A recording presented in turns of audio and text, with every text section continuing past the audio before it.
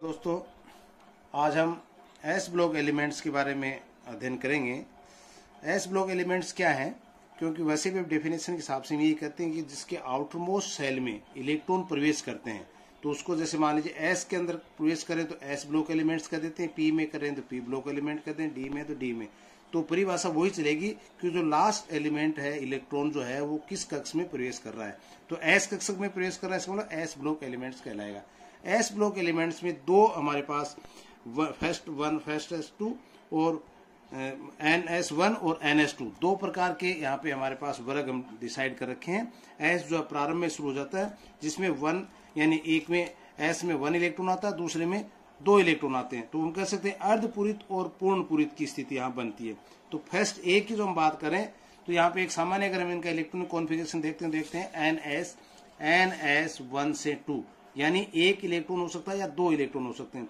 तो first A की बात कर सकते हैं या सेकंड ए, ऐसे भी लिख सकते हैं इसको। तो जिसमें NS1 और NS2, इसका मतलब एक में वो एलिमेंट्स आएंगे जिसके अंदर आउटर मोस्ट सेल में एक ही इलेक्ट्रॉन होगा, यानी अर्धपूरित होगा एस कक्षक। क्योंकि एस कक्षक हम देखते हैं जिसमें 2 इलेक्ट्रॉन अधिकतम आ सकते हैं, और एक वो कक्षक हुआ जो सेकंड ए की बात करें जिसमें कि पूर्ण पूरित होगा, 2 इलेक्ट्रॉन पूर्ण भरे हुए होंगे। तो इनको इस प्रकार से हम कह सकते हैं the element in which the last electron enter in the s subshell is called as s block element. सामान्य फॉर्मूला होता है NS12 इलेक्ट्रॉन, जैसा आपको पहले मैंने बताया। ये दो प्रकार के होते हैं, एल्कलीन मेटल्स और alkaline earth metals. Alkali metals क्यों हैं? क्योंकि इनके ऑक्साइड और हाइड्रोक्साइड जो है वो नेचर में बेसिक कैरेक्टर शो करते हैं। इसी प्रकार से एल्कलाइन अर्थ मेटल्स नेचर के अंदर ये भी ऑक्साइड और हाइड्रोक्साइड बेसिक कैरेक्टर तो करेंगे, इसके साथ इनका जो सोर्स जो हम कर सकते हैं वो क्या है, इनका अर्थ क्रस्ट से मिलते हैं ये, इसलिए इनका नाम एल्कलाइन अर्थ मेटल्स कह दिया। यहाँ पे देखिए आप hydrogen, lithium, sodium, potassium, rubidium, caesium, francium. तो यहाँ पे हम हाइड्रोजन को कंसीडर नहीं कर रहे हैं। क्यों नहीं कर रहे हैं? क्योंकि हाइड्रोजन को पहले स्थान निर्धारित नहीं है। कई बार हम कहते हैं फर्स्ट ए में है, कई बार कहते हैं हेलोजन ग्रुप के साथ भी है। इसलिए यहाँ पे हम मोटे तौर पे NS1 वाले जो हम लेते हैं या फर्स्ट ए के जो एस के वाले एलिमेंट लेंगे उसमें lithium, sodium, potassium, rubidium, caesium को ही लेते हैं, यानी फ्रेंसियम को भी इसके अंदर हम शामिल नहीं करते हैं। क्यों नहीं करते हैं? क्योंकि ये रेडियो एक्टिव एलिमेंट्स है। इसी प्रकार से सेकेंड ए की हम बात करें तो beryllium, magnesium, calcium, strontium, barium और रेडियम। तो इस रेडियम को भी हम शामिल नहीं करते हैं क्योंकि ये भी इलेक्ट्रो एक्टिव एलिमेंट है, यानी कि रेडियो एक्टिव एलिमेंट है, इसलिए इन दोनों को हम यहाँ पे शामिल नहीं करते हैं। एक सामान्य सी ट्रिक भी कई बार करते हैं, सर याद नहीं होता, वैसे याद हो जाते हैं 2-3 बार करने पे, नहीं भी होते हैं। तो एक सामान्य ट्रिक इनकी है कि है लेना की रब से फरियाद, है लेना की रब से फरियाद। तो ये इस रूप में भी याद कर सकते हैं, सामान्य से फॉर्मूला है। या दूसरा हम कहते हैं सेकंड ए में कहते हैं बेटा मांगे कार स्कूटर बाप राजी, या कई बार कहते हैं बाप रोए। तो दोनों चीजें तो ये आपको कैसे याद करने ये अपने ऊपर निर्भर करता है। बाकी सामान्य तौर पे हम इनको ऐसे भी याद रख सकते हैं, कोई ज्यादा एलिमेंट इसके अंदर है नहीं। अब देखिए ये तत्व अपने बाह्यतम 1 अथवा 2 इलेक्ट्रॉन को त्याग दें तो उत्कृष्ट गैस विन्यास प्राप्त करते हैं, इनर्ट गैस फॉर्मेशन, यानी आउटर मोस्ट सेल में 8 इलेक्ट्रॉन पूर्ण हो जाते हैं, वो अक्रिय गैस कहते हैं, जो किसी में क्रिया में भी भाग नहीं लेते हैं। परिणामी आयन अत्यंत स्थायी होते हैं इनके। अब इसके बाद एक इलेक्ट्रॉन अगर निकल जाता है, क्योंकि मैंने कहा NS1, यहां से मान लीजिए NS1 एक इलेक्ट्रॉन बाह्य कक्षक से निकल गया, तो हम कहते हैं NSP6। इसका मतलब क्या हुआ? इनर्ट गैस विन्यास NS2P6, ये अक्रिय गैस विन्यास प्राप्त हो जाता है। और ये विन्यास ऐसा होता है जब धारण करने के बाद कोई भी एलिमेंट है वो ये विन्यास प्राप्त करने की कोशिश करता है, एक स्थायित्व प्राप्त करने के लिए। तभी मैंने कहा उत्कृष्ट गैस विन्यास के कारण परिणामी आयन अत्यंत स्थायी हो जाते हैं, और इन तत्वों के इलेक्ट्रॉन त्यागने की प्रवृत्ति या इनकी टेंडेंसी ऑफ इलेक्ट्रॉन रिलीज करने की जो प्रवृत्ति है उसके कारण कुछ विशिष्ट गुण इनमें आ जाते हैं, जिनके हम सामान्य 5-7 गुण है जिनको हम एक बार पढ़ लेते हैं, देख लें। एस ब्लॉक के समस्त तत्व मैंने कहा धातुएं, मेटल हैं, प्रबल धन विद्युतीय लक्षण वाले थे, मोर इलेक्ट्रॉन पॉजिटिव वाले होते हैं, क्योंकि इलेक्ट्रॉन को आउटर मोस्ट सेल से आसानी से ये रिलीज करने के लिए तत्पर रहते हैं। ये धातुएं अत्यंत क्रियाशील होते हैं, क्रियाशील क्योंकि आउटर मोस्ट सेल में एक इलेक्ट्रॉन है तो भी क्रियाशील है। आयनन विभव का मान इनका बहुत कम होता है, आसानी से 1 इलेक्ट्रॉन या 2 इलेक्ट्रॉन त्याग करके ये उत्कृष्ट गैस विन्यास बनाने की प्रवृत्ति में रहती है। इनके परमाणु आकार का मान उच्च होता है, अतः इनका घनत्व कम होता है और हल्की धातु के रूप में माना जाता है। क्योंकि फर्स्ट पीरियड से हम बात करते हैं, फर्स्ट एलिमेंट है तो स्वाभाविक है वो आकार में बड़ा होगा। जैसे जैसे हम बाएं से दाईं ओर बढ़ते जाएंगे पीरियोडिक टेबल में आकार में कमी होती जाती है। इसके परमाणु आकार के मान ऊंचे होते हैं। नेक्स्ट ये धातुएं काफी मुलायम होती हैं, सॉफ्ट होती हैं, क्योंकि आकार बड़ा होता है और इनके अंदर जो आंतरिक इंटरनल फोर्स जो अट्रैक्शन होता है वो आकर्षण बल कम होता है, इसलिए हम कहते हैं मुलायम होती है। जैसे सोडियम, पोटेशियम, इनको हम चाकू से भी काट सकते हैं।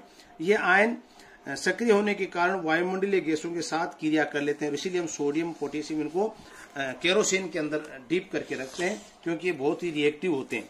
ये ज्वाला परीक्षण भी देते हैं, जो हम आगे भी पढ़ेंगे।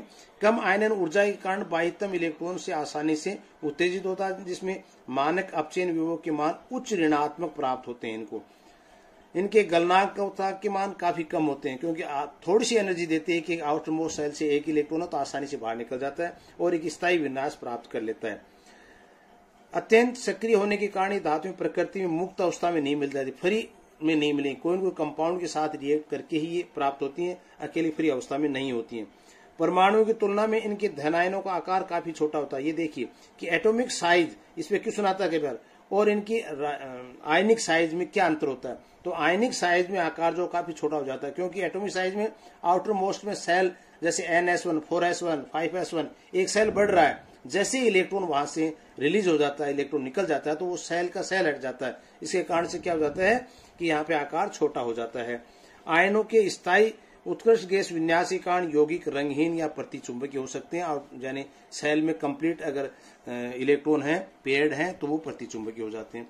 NS1 वाले विन्यास वाले वर्ग एक, जिन्हें हमने क्या कहा, एल्कली मेटल्स, क्षार धातुएं। इस समूह के समस्त धातु जल के साथ क्रिया करके प्रबल क्षारीय विलयन बनाते हैं। पहले कहा ऑक्साइड हाइड्रोक्साइड बनाते हैं, बेसिक नेचर होता है। इसी प्रकार से NS2 विन्यास वाले वर्ग दो के तत्व, इनको हम क्षारीय मर्दा धातु कहा है, एल्कलाइन अर्थ मेटल्स। और इस समूह के तत्व भी ऑक्साइड होते हैं, क्षारीय होते हैं, और ये मर्दा के साथ पाए जाते हैं, इसलिए इनका नाम अर्थ मेटल्स के नाम से भी जाना जाता है। तो ये एक फिजिकल कैरेक्टर हमारे दिमाग में पहले बैठ गए। उसके बाद हम इनकी कुछ कंपेरेटिवली स्टडी करेंगे एक दूसरे से, क्योंकि हम जानते हैं एक आवर्त में क्या स्थिति होती है, एक वर्ग में क्या स्थिति है, ऊपर से नीचे की ओर आते हैं तो किस तरह से आकार में परिवर्तन होता है, आकार में परिवर्तन होने से इनकी रिएक्शन में भी क्या क्या परिवर्तन आते हैं। तो इस तरह से हम पहला लेते हैं इलेक्ट्रॉनिक कॉन्फ़िगरेशन, जिसमें हम देखते हैं कि lithium, sodium, potassium, rubidium, caesium, francium सबके आउटर मोस्ट सेल मैंने कहा था हाफ फिल्ड होते हैं। 2s1 क्योंकि सेकंड ग्रुप से शुरू, सेकंड पीरियड से शुरू होते हैं, इसलिए 2s, 3s1, 4s1, 5s1, 6s1, 7s1। It means यानी आउटर मोस्ट जो है वो एस कक्षक के अंदर एक इलेक्ट्रॉन आता है, इसलिए मैंने कहा था वो फर्स्ट ए वर्ग के नाम से भी इसको जानते हैं। इस प्रकार से अगर हम दूसरे एलिमेंट्स को ले रहे हैं, जहां पे सेकंड वाले को beryllium, magnesium, calcium, strontium, barium, radium, ये इनके परमाणु क्रम साथ ही इलेक्ट्रॉन विन्यास देख सकते हैं। 2s2, 3s2, 4s2, 5s2, 6s2, 7s2। It means outer most shell जो S1 का था, एक इलेक्ट्रॉन ऐड होते ही पूर्ण कक्षक के रूप में भर जाते हैं। तो ये इलेक्ट्रॉन भरने का इनका तरीका आपने पहले देखा हुआ है। दूसरा इसका करेक्टर आता है atomic and ionic radii. Atomic size जो कि आउटर मोस्ट सेल में जब कोई इलेक्ट्रॉन नहीं निकाला जाता है, ग्राउंड स्टेट हम कहते हैं, इलेक्ट्रॉन पूर्ण है उसमें, तब कहते हैं एटॉमिक साइज क्या है। आयनिक जब उसमें से एक आउटर मोस्ट सेल से इलेक्ट्रॉन को निकालने के पश्चात दो स्थिति बनती है, उसको कहते हैं आयनिक साइज। क्षार धातुओं में परमाणु त्रिज्याओं के मान उनकी आवर्त में सर्वाधिक होते हैं, क्योंकि वो सबसे पहले कक्ष में उत्कृष्ट गैस के एक अपवाद को छोड़ करके। क्षार धातुओं के आयनिक त्रिज्याओं के मान इनकी परमाणु त्रिज्याओं की तुलना में बहुत कम होते हैं। मैंने पहले कहा कि आयनिक त्रिज्याओं के मान जो परमाणु त्रिज्या के मान से कम होते हैं, और क्यों होते हैं, इसके दो कारण हैं।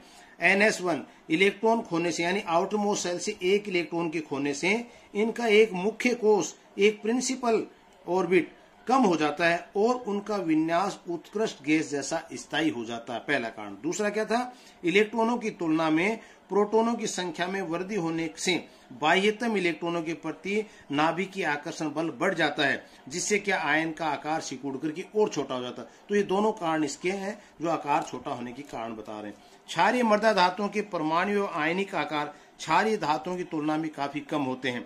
एक इलेक्ट्रॉन के जुड़ने से नाभिक में एक प्रोटॉन भी जुड़ जाएगा। ऐसी अवस्था में क्या होता है, उसी कक्षक पर नाभिकीय आकर्षण बल भी बढ़ जाता है। तो ये कारण भी इसके साथ हम ऐड कर सकते हैं। और आप छोटा सा इसमें देख सकते हैं, देखिए लिथियम की परमाणु त्रिज्या 152 एंगस्ट्रॉन है, लेकिन आयनिक त्रिज्या कितनी होगी 76। सोडियम की 186 102, पोटेशियम की 227 से 138। कहने का ऊपर से नीचे को जाते हैं हम वर्ग में तो परमाणु त्रिज्या का मान भी बढ़ता जा रहा है, आयनिक त्रिज्या का मान भी बढ़ता जा रहा है। लेकिन जैसे मैंने कहा कि परमाणु त्रिज्या से अगर आयनिक त्रिज्या है तो वो उस पर्टिकुलर एलिमेंट की आयनिक त्रिज्या जो हो कम होती जाएगी। इसी प्रकार से सेकंड ए में हम देखते हैं बेरिलियम से लेकर के रीनियम तक की भी कि परमाणु धातु की त्रिज्या जैसे बेरियम की 112 है, यहाँ आप देखते हैं कि आयनिक त्रिज्या देखते हो 45, मैग्नीशियम 160 72, कैल्शियम 197 100। इसका मतलब ऊपर से नीचे से और आने पर यह आयनिक त्रिज्या या परमाणु त्रिज्या बढ़ती जाएंगी, लेकिन जैसे इनकी परमाणु और आयनिक त्रिज्या का कंपैरिजन करते हैं तो आयनिक त्रिज्या का मान जो है वो कम ही आएगा। इसके बाद तीसरा पॉइंट हम लेते हैं कि आयोनाइजेशन पोटेंशियल। आयोनाइजेशन पोटेंशियल क्या होता है, आउटर मोस्ट सेल से इलेक्ट्रॉन को निकालने के लिए जो परमाणु को हम एनर्जी दी जाती है, ऊर्जा दी जाती है, जिससे कितनी आसानी से वो इलेक्ट्रॉन निकल सकता है। एक इलेक्ट्रॉन निकल रहा है, इसका मतलब प्रथम आयनन ऊर्जा। दो इलेक्ट्रॉन निकल रहे हैं, द्वितीय आयनन ऊर्जा। तो प्रथम आयनन ऊर्जा क्योंकि एक ही इलेक्ट्रॉन को निकाल रहे हैं, जैसे NS1 की बात करें तो एक इलेक्ट्रॉन निकालने के पश्चात इनके पास NS2 अर्थात NS2P6 जो कि उत्कृष्ट गैस विन्यास प्राप्त हो गया, ये स्थिति आ जाएगी। इसी प्रकार से सेकंड वाले में पहला इलेक्ट्रॉन निकालने के लिए हम कहते हैं ऊर्जा ज्यादा की आवश्यकता पड़ेगी क्योंकि वो पहले से पूर्ण भरा हुआ कक्षक है। तो इसी में आप देख लीजिए क्षार धातुओं के इलेक्ट्रॉन को निकालने के लिए बहुत कम ऊर्जा की आवश्यकता पड़ती है। क्षार कौन से, फर्स्ट ए वर्ग वाले, जिसके आउटर मोस्ट सेल में NS1 1 इलेक्ट्रॉन था। अतः आयनन विभव के मान भी किसी भी आवर्त में न्यूनतम होंगे। इसके सीजियम के न्यूनतम आयनन विभव 376 किलो जूल पर मोल के कारण इसका उपयोग फोटो सेल्स में भी करते हैं। ये कई बार पूछ लेते हैं, फोटो सेल में कैथोड के रूप में किया जाता है। इसका प्रयोग क्यों किया जाता है, क्योंकि आयनन विभव का मान के कारण। यहाँ देखिए सोडियम क्लोराइड एक स्थायी लवण है, लेकिन NaCl2 KCl2 लवण नहीं। यह क्वेश्चन क्या आ जाता है, क्या कारण है NaCl बनता है NaCl2 नहीं बनता है, KCl बनता है KCl2 नहीं बनता है। कारण क्या है, NaCl को हम देखेंगे सोडियम के +1 स्थिति, क्योंकि आउटर मोस्ट सेल में एक इलेक्ट्रॉन एक ही संयोजकता है, पोटेशियम भी एक ही संयोजकता है। दूसरा इलेक्ट्रॉन निकालने के लिए इसके उत्कृष्ट गैस विन्यास में से निकालना होगा, जो कि संभव नहीं होता है। इसलिए ये NaCl2 और KCl2 नहीं बनते। तो ऐसे क्वेश्चन कई बार पूछ लेते हैं। अर्थात एक इलेक्ट्रॉन खोने के बाद क्षार धातु जो धनायन बनाते हैं उसमें क्या क्या विशेषता हो जाती है, स्थायी उत्कृष्ट गैस प्राप्त कर लेता है, दूसरा बहुत छोटा आकार हो जाता है और इलेक्ट्रॉनों की तुलना में नाभिकीय प्रोटॉन में वृद्धि हो जाती है। तो ये तीनों कारण उसके लिए इफेक्टिव होते हैं, जिसके कारण से NaCl2 नहीं बनता है और NaCl ही बनता है। यहाँ आप देख सकते हैं लिथियम की फर्स्ट आयोनाइजेशन पोटेंशियल कितनी है, 520 किलो जूल पर मोल है। सोडियम की 496 है, लेकिन सेकेंड आयोनाइजेशन एनर्जी देखिए लिथियम की कितनी है, 7298 किलो जूल पर मोल, यानी 7298 किलो जूल। कितना अंतर आ गया, यानी पहले 520 जूल थी और उसके बाद कितनी बढ़ गई, ये किलो जूल। इसी प्रकार से सोडियम में देखिए आप 4562 4562 किलो जूल पर मोल। इसका मतलब अंतर क्यों आया, मैंने कहा था ना कि आउटर मोस्ट सेल की स्थिति कैसी है, उत्कृष्ट गैस विन्यास प्राप्त कर लिया या पूर्ण भरा हुआ है तो मान के लिए ऊर्जा का मान ज्यादा आएगा। ये एक एग्जाम्पल के रूप में भी बताया है कि नोबल गैस NS1 वाले में ये फर्स्ट आयोनाइजेशन एनर्जी है, ये नोबल गैस से एक इलेक्ट्रॉन, आवश्यक ऊर्जा की मात्रा कम है क्षार धातु में, लेकिन क्षारीय मृदा धातु में आवश्यक ऊर्जा की मात्रा ज्यादा होगी क्योंकि NS2 पूर्ण भरा हुआ कक्षक है। इसीलिए मैंने कहा कि फर्स्ट आयोनाइजेशन पोटेंशियल फॉर किसकी, NS2 की, यानी क्षारीय मृदा धातु की एनर्जी ज्यादा होती है first ionization potential for first कौन से, क्षार धातुओं से। तो ये एक अंतर आप देख सकते हैं। इसी प्रकार से सेकेंड आयोनाइजेशन पोटेंशियल की हम बात करें, सेकेंड आयोनाइजेशन पोटेंशियल ज्यादा होती है किसकी, X क्या है, मैंने कहा था क्षार धातु X है, और सेकेंड आयोनाइजेशन पोटेंशियल Y क्या है, क्षारीय मृदा धातु। क्योंकि Y इसलिए आ गया क्योंकि एक इलेक्ट्रॉन बच गया जो आसानी से निकल सकता है, इसलिए सेकेंड आयोनाइजेशन एनर्जी जो है वो क्षारीय मृदा धातु की कम होती है। द्वितीय इलेक्ट्रॉन के निकलने पर आयनन उत्कृष्ट गैस प्राप्त कर लेते हैं और इसके कारण क्या उसका मान प्रथम आयनन विभव की तुलना में अधिक हो जाता है, जो अभी अपन ने इसकी बात की। तो यहाँ भी आता है कई धातु +2 संयोजकता ही दर्शाते हैं, +1 नहीं, जो अभी अपन ने सेकंड क्षारीय मृदा धातु में कर सकते हैं। जैसे हमने क्षारीय धातु में कहा कि +1 ही दर्शाते हैं, +2 नहीं दर्शाते हैं। परंतु क्षारीय मृदा धातु +2 ही दर्शाते हैं, +1 नहीं दर्शाते हैं। क्यों? क्योंकि जब आयनाइजेशन एनर्जी हम उसको देते हैं तो एक इलेक्ट्रॉन निकालने के लिए जितनी ऊर्जा दी जाती है उसी ऊर्जा के अंदर दूसरा इलेक्ट्रॉन भी निकल जाता है। तो क्या कहेंगे कि +2 इसकी संयोजकता वो ज्यादा प्रभावी है, ज्यादा स्थायी है देन +1, यानी उसी एनर्जी में दोनों निकल रहे हैं। तभी हमने कहा MgCl2 बनता है लेकिन MgCl नहीं बनता है। क्षार धातुओं की क्रियाशीलता अधिक होने के कारण उन्हें हम किस में रखते हैं? केरोसिन ऑयल में रखते हैं उदासीन बनाने के लिए। सीजियम सर्वाधिक प्रबल अपचायक होता है। वर्ग में आयनन विभव के उच्चतम मान होने के बावजूद भी लिथियम की अपचायक क्षमता अपेक्षा से अधिक है, लगभग सीजियम जितनी। क्यों है? इसकी सर्वाधिक जल योजन ऊर्जा के कारण।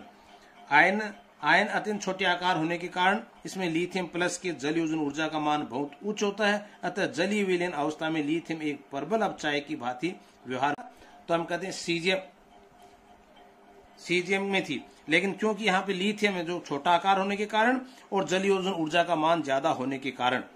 अगला आता है पॉइंट इसमें electronegativity and standard reduction potential, यानी इलेक्ट्रोनेगेटिविटी विद्युत ऋणात्मकता का क्या प्रभाव पड़ता है। तो क्षार धातुओं की प्रकृति इलेक्ट्रॉन त्यागने की रहती है, ग्रहण करने की नहीं। अर्थात ये प्रबल धन विद्युतीय तत्व जो पहले अपने बताया, इनकी विद्युत ऋणात्मकता के मान अत्यंत कम होते हैं, जो इनसे नीचे जाने पर कम होते जाते हैं। जैसे सोडियम, लिथियम, सोडियम, पोटेशियम रूप में देखेंगे।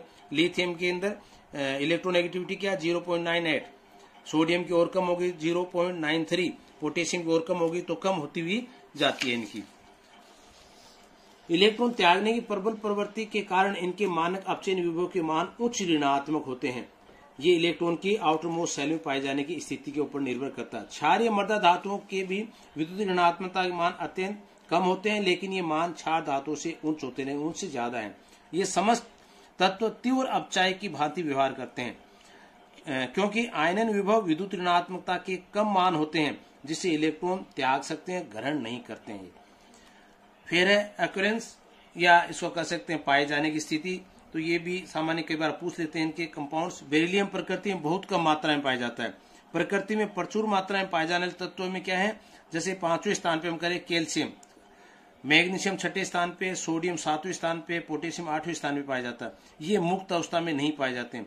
सोडियम अकेले, मैंने पहले कहा फ्री स्टेट में नहीं होती, ये नमक के अतिरिक्त किसमें? बोरेक्स के रूप में पाया जाता है। तो ये कई बार फॉर्मूले पूछ लेते हैं, जरूर आप ध्यान रखना। बोरेक्स का सोरे के रूप में, जैसे इसे पोटेशियम है सिल्वाइड के रूप में पाया जाता है, कॉर्नेलाइट के रूप में पाया जाता है, KCl MgCl2 6s2। और इसी प्रकार से मैग्नीशियम है जो डोलोमाइट के रूप में पाया जाता है, कैल्शियम है कैल्शियम कार्बोनेट के रूप में, चौक के रूप में, जिप्सम के रूप में, एपेटाइट्स के रूप में पाए जाते हैं। यानी ये इनके स्रोत क्या क्या है, क्यों फ्री अवस्था मिलते नहीं है तो ये कैसे पाए जाएंगे, इस आधार पे इनको हमने कहा है। इसी प्रकार से हमने कहा नेटिव एलिमेंट्स होते हैं, is an element which appears in nature in a pure form, जो होते हैं नेटिव रूप में। और नॉन नेटिव फॉर्म से कौन होते हैं? Is an element are only found in nature as per of part of compound, जो कंपाउंड्स के रूप में संयोजित होकर के पाए जाते हैं। तो नेटिव में कौन कौन से noble gas? Carbon, nitrogen, oxygen, gold, silver, copper, ये सब क्या है? इज एन एलिमेंट है which appearance in nature in pure form के अंदर जो कि पाए जाते हैं। इसके बाद देखिए अगला कैरेक्टर है मेटेलिक नेचर, कि इनकी धातु प्रकृति कैसी है। तो ये सीधा सा metallic nature directly inversely proportional होती है 1 आयोनाइजेशन एनर्जी, यानी ये भी आयोनाइजेशन एनर्जी के ऊपर निर्भर करेगी। आयोनाइजेशन एनर्जी कम है या ज्यादा है? कम होगी तो मान किस प्रकार से मेटल नेचर के ऊपर निर्भर करेगा, ज्यादा होगी तो क्या प्रभाव पड़ेगा, तो ये भी इनकी निर्भर। नेक्स्ट आता है क्रिस्टल स्ट्रक्चर, यानी इनका क्रिस्टल का स्ट्रक्चर कैसा है। तो देखिए all are alkalic metals BCC। BCC क्या होता है? बॉडी सेंटर्ड क्यूबिक स्ट्रक्चर, जिसमें क्या है थोड़ा लूजली हो सकता है या कह सकते हैं लेस क्लोज पैकिंग होती है। क्लोज पैकिंग क्या होती है? जब एक दूसरे से आयन जो है सटके पास पास रहते हैं, एक स्ट्रॉन्ग बॉन्ड बनाते हैं, और एक है लूजली उसमें होते हैं। तो यहाँ लेस क्लोज पैकिंग है। Only lithium at low temperature पे HCP पैकिंग पाई जाती है, हेक्सागोनल क्लोज पैकिंग, जो कि BCC से मोर क्लोजली पैकिंग होती है। अर्थात इसकी पैकिंग जो होगी स्ट्रॉन्ग होगी, इसका मतलब इसके गुण जो होते हैं हार्ड रूप में कह सकते हैं, मेल्टिंग बॉइलिंग पॉइंट में भी। एल्कलाइन अर्थ मेटल्स में क्या होता है? बेरिलियम और मैग्नीशियम, जिनकी क्रिस्टल स्ट्रक्चर HCP, जो इसी प्रकार से यानी हाई हेक्सागोनल क्लोज पैकिंग। और कैल्शियम बेरिलियम में फेस सेंटर्ड क्यूबिक FCC, यानी ये मोर एफिशिएंसी पैकिंग है। स्ट्रोंशियम की BCC क्यों होती है? लार्ज साइज के कारण लेस एफिशिएंट होती है, जो कि सभी एल्कली मेटल्स में है, छोड़ करके लिथियम में जो लो टेम्परेचर पे HCP पाई जाती है। तो alkaline earth metals shows more efficient close packing than alkali earth metals. तो ये हम रीजन बता सकते हैं कि एल्कलाइन मेटल के अंदर जो है वो क्लोज पैकिंग ज्यादा होते हैं स्ट्रॉन्गली। नेक्स्ट है melting and boiling point. Alkali metals on moving down the group size increase. हम जाते हैं कि वर्ग में जब ऊपर से नीचे की ओर जाते हैं साइज बढ़ती हुई जाती है, पैकिंग डिक्रीज। तो इससे क्या है, और स्पेस बनता गया है परमाणुओं के अंदर, तो वहां पे पैकिंग क्या होगी, डिक्रीज होती जाएगी। So melting and boiling point decreases. इसलिए क्या हो जाते हैं, सॉफ्ट होते हैं, डेक्टाइल होते हैं। सोडियम पोटेशियम मैंने कहा था नाइफ से भी काट सकते हैं। लो इलेक्ट्रिक एनर्जी, इसका मान भी क्रिस्टल एनर्जी जो होती है जालक ऊर्जा, उसका मान भी कम होता है। लेकिन एल्कलाइन अर्थ मेटल्स में इरेगुलरिटी पाई जाती है। वहां हमने कहा ऊपर से नीचे की ओर आते हैं तो मेल्टिंग बॉइलिंग पॉइंट का मान कम होता जाता है। यहाँ पे थोड़ा सा अंतर है। देखिए atomic size different crystal very करती है। इसमें वे किस प्रकार से, beryllium, magnesium, strontium, barium, magnesium, यानी वहां पे वो स्थिति नहीं है कि जिस प्रकार से हम इसको कह रहे थे कि बेरिलियम, कैल्शियम, स्ट्रोंशियम, मैग्नीशियम की तरह ले रहे थे। इसी प्रकार से बेरिलियम, बेरियम, यहाँ अंतर आ गया, कैल्शियम, स्ट्रोंशियम, फिर मैग्नीशियम। तो ये जो अंतर जो वेरी कर रहा है ना, वो किस लिए कर रहा है, एटॉमिक साइज के कारण सेकंड ए ग्रुप के तत्वों में बॉइलिंग और मेल्टिंग पॉइंट का अंतर शो कर रहा है। तो एल्कली अर्थ मेटल्स ब्राइटली होते हैं, हाई मेल्टिंग बॉइलिंग पॉइंट होते हैं एल्कली अर्थ मेटल्स में, हाई डेंसिटी होते हैं, हाई इलेक्ट्रिक एनर्जी होती है इनके अंदर। नेक्स्ट आता है इसके अंदर एक फ्लेम टेस्ट की बात करते हैं। फ्लेम टेस्ट में क्या है, due to high electron energy. तो फ्लेम टेस्ट किस लिए बनता है, आपको पता है कि ग्राउंड स्टेट में जब इलेक्ट्रॉन है और ये एक्साइटेड होकर के कहा जाता है, हायर स्टेट में, ये एक्साइटेड स्टेट है, यहाँ पे इलेक्ट्रॉन आ गए। लेकिन जैसे एनर्जी कम होती है तो इलेक्ट्रॉन वापस क्या होता है, इन पथ के द्वारा वापस नीचे आता है, और नीचे आता है उस समय ये मान जो है लेमडा का मान कौन सी एब्जॉर्बेंस वेवलेंथ की एब्जॉर्ब करता है उसके आधार पर निर्भर करता है इनका कलर जो है वो कैसा शो करेंगे। तो क्या कारण है, due to high ionization energy of alkaline earth metals beryllium and magnesium do not give colour of the flame test. ये फ्लेम टेस्ट नहीं देते हैं, कौन, बेरिलियम और मैग्नीशियम। किस कारण से, हाई आयोनाइजेशन पोटेंशियल के कारण। Electron present in atom observe energy from flame and are excited to higher energy level, उच्च ऊर्जा कक्ष में चले जाएंगे। And when these electron fall back to ground state, वापिस ग्राउंड स्टेट में आएंगे तो इमिट एनर्जी निकालेंगे, जिसके कारण से क्या होगा कि different wavelength imparting colour of the flame, different wavelength के द्वारा ये कलर जो वो शो करेंगे। तो इनके कलर को हम बता सकते हैं। इसके बाद हम आगे लेते हैं, इसमें कुछ रिएक्शंस की बात भी करते हैं क्योंकि चैप्टर थोड़ा लंबा है। केमिकल रिएक्शन में पहली रिएक्शन विद एटमॉस्फेरिक ऑक्सीजन के साथ हम ले सकते हैं। तो ऑक्सीजन के साथ क्रिया करने पे ये सामान्य ऑक्साइड बना सकते हैं, परऑक्साइड बना सकते हैं, सुपर ऑक्साइड बना सकते हैं। कारण क्या है, लिथियम जो एक सामान्य ऑक्साइड बनाता है, कारण छोटे आकार और उच्च आयनाइजेशन पोटेंशियल के कारण। सोडियम जो है वो परऑक्साइड बनाता है, बड़े आकार व निम्न आयनाइजेशन पोटेंशियल के कारण। जबकि अन्य सुपर ऑक्साइड बनाते हैं, ये भी परऑक्साइड और सुपर ऑक्साइड इसलिए बनाते हैं क्योंकि इनके बड़ा आकार होता है और आयनाइजेशन पोटेंशियल का मान भी उच्च होता है, इसके कारण से निम्न होता है, इनका उच्च नहीं निम्न होता है इसलिए। इसी प्रकार से सेकंड ए वर्ग की हम बात करें, बेरिलियम से ऑक्सीजन क्रिया कैल्शियम ऑक्साइड, ये क्रियाएं अप्रभावी होती है, यानी अधिक स्थायी होने के कारण क्या होती है, इनके ऊपर क्रियाएं नहीं होती हैं। थर्डली मैग्नीशियम है, स्ट्रोंशियम है बनाएगा, और यहाँ पे मैग्नीशियम नाइट्राइड नाइट्रोजन के साथ स्ट्रोंशियम पेरोक्साइड, यानी वायुमंडल में खुला रखने पर गैसों के साथ क्रिया करके एक मलिन ट्रेनिश हो जाते हैं। गर्म करने पर ये जलने भी लगते हैं क्योंकि बहुत रिएक्टिव होते हैं, पहले मैंने बताया था आपको। दूसरा आता है रिएक्शन विद वाटर, पानी के साथ जब क्रिया करते हैं। तो मैंने बताया ऑक्साइड और हाइड्रोक्साइड एक बेसिक कैरेक्टर शो कर रहे थे, उसमें रीजन था सोडियम के साथ H2 क्रिया करें, सोडियम हाइड्रोक्साइड बनाता, हाइड्रोजन मुक्त करता। एथेनॉल के साथ एसिडिक प्रॉपर्टी के साथ। इसी प्रकार से क्षार धातु में आयनाइजेशन पोटेंशियल अत्यंत कम होने के कारण ये जल व एक्टिव सक्रिय हाइड्रोजन यौगिकों के साथ क्रिया करके हाइड्रोजन मुक्त करते हैं। एक्टिव का मतलब जैसे एसिटिलीन ले लिया तो एक्टिव हाइड्रोजन है इसके अंदर, ये आसानी से हाइड्रोजन इसको लेकर के हाइड्रोजन को मुक्त कर सकता है और सोडियम एस्टेट बना सकता है एस्टाइन में। इसी प्रकार से सेकंड ए ग्रुप के अंदर बात करें तो बेरिलियम H2 के साथ कोई क्रिया नहीं देता है, लेकिन मैग्नीशियम है, कैल्शियम है, इस सब की हाइड्रोक्साइड्स बनाते हैं, हाइड्रोजन मुक्त करते हैं। तो क्षारीय मृदा धातुओं के आयोनाइजेशन पोटेंशियल के मान ऊपर से नीचे जाने पर घटते जाते हैं, अत्यधिक अभिक्रिया भी इसमें बढ़ती जाएगी।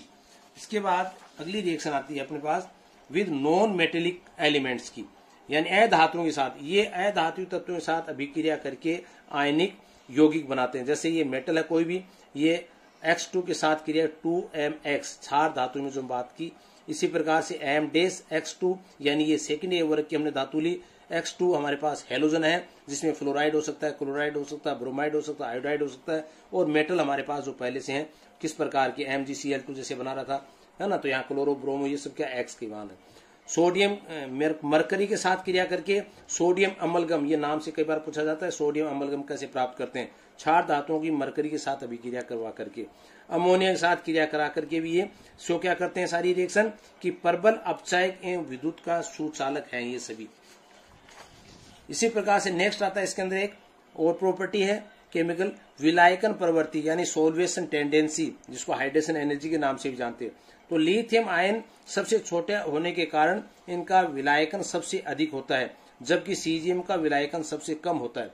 तो जल योजित लिथियम आयन की कुल त्रिज्या का मान विलायकन सीजियम आयन की त्रिज्या से अधिक हो जाता है। वैसे तो ये होना चाहिए था कि यहाँ पे जो बात करें सीजियम का ज्यादा होना चाहिए था, लेकिन क्या कह रहे हैं कि लिथियम और सीजियम में जब जल योजित ऊर्जा, जब जल के अणु जुड़ जाते हैं, प्राइमरी सेल बनती है, उसके बाद उन जल के अणुओं के चारों ओर सेकेंडरी सेल बनती है। वो अणु जो है इसके साथ बंध नहीं बनाते हैं, लेकिन अट्रैक्शन फोर्स एक रहता है, तो वो प्रवृत्ति जो लिथियम में ज्यादा पाई जाती है। इसलिए मैंने कहा कि जल योजित लिथियम आयन की कुल त्रिज्या का मान जो बढ़ जाता है, और इस कारण से क्या हो जाता है इसके अंदर लिथियम में देखिए आप आयनिक त्रिज्या 0.75, चालकता 33.5 है। जल योजित आयन की त्रिज्या ये है, लेकिन जल योजित संख्या कितनी है 25.3 मोल।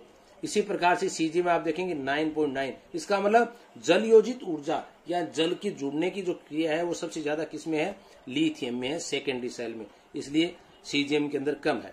तो यहाँ पे आप देख सकते हैं इनका एक कंपाउंड बनता है। आगे कॉम्प्लेक्स में भी अपने इसको देख लेंगे कि कंपाउंड कौन कौन से बनाते हैं कॉम्प्लेक्स फॉर्मेशन में। तो कॉम्प्लेक्स फॉर्मेशन या संकुल बनाने की प्रवृत्ति वैसे तो इन एस ब्लॉक के तत्वों में नहीं पाई जाती है, क्योंकि उसके लिए कक्ष उपलब्धता चाहिए, जो उपलब्धता आसानी से नहीं हो पाती। लेकिन फिर भी एक्वस यानी H2O के साथ इसके कुछ कंपाउंड कॉम्प्लेक्स के बने हुए हैं। कुछ जैसे क्लोरोफॉर्म है, मैग्नीशियम का एक धातु है जो क्लोरोफिल, उसको भी हम आगे देख सकते हैं।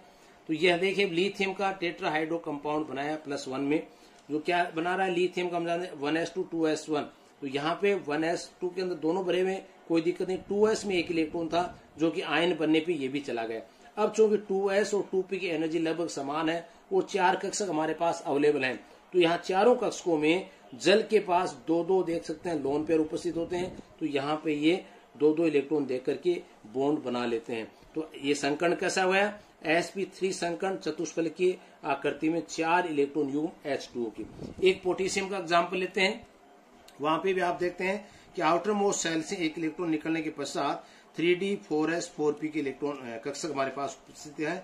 यहाँ पे D2sp3 अष्टक फलक की आकृति में 6 युग्म जल के यहाँ पे जुड़ करके एक बंध बना लेते हैं। कोऑर्डिनेटेड बॉन्ड कोऑर्डिनेशन नंबर 6 प्राप्त कर लेते हैं। तो जल के कुछ अणु धातु आयनों की स्पर्श करते हुए रहते हैं और उससे बंध बना लेते हैं। ये जल अणु विलायक की प्रथम सतह यानी प्राइमरी सेल बनाते हैं। इस प्राथमिक सतह के बाद जल अणुओं की एक द्वितीयक सेल, मैंने कहा ना एक प्राइमरी सेल बन गई, उसके बाद द्वितीयक सेल सेकेंडरी सेल बनती है। इसमें जल के अणु कोई बंध नहीं बनाते हैं, वर्ण क्या करते हैं, दुर्बल आयन द्विध्रुव आकर्षण बल द्वारा बंधे रहते हैं उसके अंदर।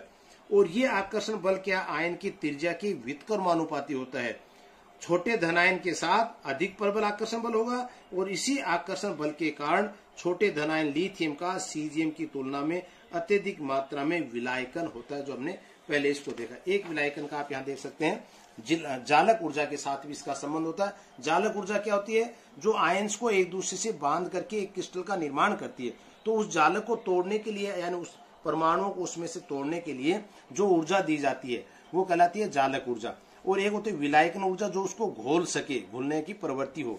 तो इन दोनों में एक संबंध होता है कि अगर जालक ऊर्जा का मान कम है और विलायकन ऊर्जा का मान ज्यादा है, तो जल योजित ऊर्जा में क्या होगा, जल योजन ऊर्जा ज्यादा है जालक ऊर्जा से, तो जल में विलयशील होगा। हम कहते हैं ये विलयशील है, ये घुलनशील है, ये अघुलनशील है। तो वहां हम ये कह सकते हैं अघुलनशील है, इसका मतलब उसकी जालक ऊर्जा का मान ज्यादा है। यहाँ देखिए सेकंड में जालक ऊर्जा का Mx क्रिस्टल है, तो M आयन X आयन दोनों मिलकर के यहाँ पे आप देख सकते हैं Mx क्रिस्टल बन रहा है, तो ये जालक ऊर्जा का मान इसमें ज्यादा है। यहाँ विलायकन ऊर्जा का मान हमने कम दिखाया है, इसका मतलब ये डिजोल्व नहीं होगा। तो क्या कर सकते हैं, जालक ऊर्जा ग्रेटर देन जल योजन ऊर्जा, lattice energy greater than hydration energy, तो ये क्या जल में अविलय होगा। तो आयनों के जल योजन से कुछ मात्रा में ऊर्जा मुक्त होती है और उसे हम जल योजन ऊर्जा, हाइड्रेशन एनर्जी या विलायकन ऊर्जा, सोल्यूशन एनर्जी, तीनों नाम इसी के हैं। जल योजन ऊर्जा का मान आयनिक आकार पर निर्भर करता है। हमने कहा कि आयनिक आकार, हाइड्रेशन एनर्जी ये होती है charge upon size, directly proportional to charge upon size की। साइज जैसे जैसे बढ़ती जाएगी हाइड्रेशन एनर्जी का मान कम होता जाएगा, चार्ज का मान बढ़ता जाए हाइड्रेशन एनर्जी का मान बढ़ता जाएगा। तो ये निर्भर करेगा इसके ऊपर। जल योजन ऊर्जा का मान आयनिक आकार पर निर्भर करता है। क्षार धातु आयन सोडियम प्लस आयन की अपेक्षा क्षारीय मृदा धातु आयन मैग्नीशियम प्लस 2 चार्ज बढ़ गया कि जल योजन ऊर्जा का मान अधिक होगा। यहाँ देखिए sodium greater than lithium greater than sodium, potassium, rubidium, caesium, और यहाँ पे बेरिलियम, मैग्नीशियम, कैल्शियम, स्ट्रोंशियम और बेरियम, इस प्रकार से। उसके बाद मैंने कॉम्प्लेक्स फॉर्मेशन आपको पहले बताई है कि कॉम्प्लेक्स फॉर्मेशन इसमें किस प्रकार से बन सकती है, नहीं बन सकती है। एस ब्लॉक एलिमेंट में संकुलन की प्रवृत्ति अत्यंत क्षीण होती है, यानी बहुत कम मात्रा में बनते हैं। क्षार धातुओं के धनायन आवर्त में सबसे अधिक त्रिज्या वाले और केवल एक धनायन वाले, अतः ये कोई संकुल नहीं बनाते हैं। इन्हें एक्वा संकुल ज्ञात है जो विलायकन से बनते हैं। कौन से, टेट्रा एक्वा लिथियम का, पोटेशियम का, जो हमने पहले विचार किया था कि कैसे इनके डी कक्षा, एस कक्षा उपलब्ध हो जाते हैं, इसलिए ऑक्टाहाइडल बना देते हैं। और यहाँ पे क्या लिथियम क्या टेट्राहाइडल ही बनाता है, क्योंकि इसके अंदर डी और डी कक्षा उपलब्ध नहीं हो पाते। कुछ कार्बनिक किलेटीकरण धातु आयन भी अम्लों के साथ प्रबल संकुल बनाने की प्रवृत्ति रखते हैं। जैसे सेलिसियल्डिहाइड पोटेशियम का संकुल यहाँ पे पोटेशियम के साथ क्रिया करके एक इस प्रकार का संकुल यहाँ पे बनाता है, जो क्या है 1 2 3 4 5 6 6 कोऑर्डिनेटेड नंबर के साथ यहाँ पे बनाता है, और 4 कोऑर्डिनेटेड नंबर के साथ यहाँ बनाता है। तो ये 4 और 6 दोनों प्रकार के संकुल बनाता है सेलिसियल्डिहाइड पोटेशियम के साथ में। इसी प्रकार से बीटा डाइकीटोन जो है वो लिथियम का संकुल बनाकर दिखाया गया है। ये कीटो रूप में होता है और यहाँ से एक हाइड्रोजन जो मूव करके ऑक्सीजन के पास चला जाता है, तो ये आ जाता है इनोल फॉर्म, इसको बोलते हैं keto enol form. Keto enol form, enol form में आने के पश्चात लिथियम के साथ क्रिया करेगा और यहाँ से हाइड्रोजन रिमूव होकर लिथियम के साथ क्रिया करने के बाद ये एक लिथियम के साथ संकुल, जिसको बोल देते हैं बीटा डाइकीटोन संकुल का निर्माण करते हैं। यानी सभी में नहीं होता, लेकिन ऑर्गेनिक कुछ कंपाउंड के साथ इसका संकुल बनते हैं। जैसे क्राउन ईथर, क्राउन ईथर क्या होता है, ये एक बड़ी वलय युक्त पॉली ईथर की बनी हुई संरचना होती है, जिसके अंदर ऑक्सीजन के द्वारा एक अंदर केविटी बना ली जाती है, जिसमें साइज के अनुसार मेटल उसके अंदर फिट हो जाता है और वो केविटी जो क्या कहलाती है, क्राउन ईथर का रूप ले लेती है। फॉर एग्जाम्पल आपको दे रखा है सोडियम बेंजो 12 क्राउन 4 संकुल।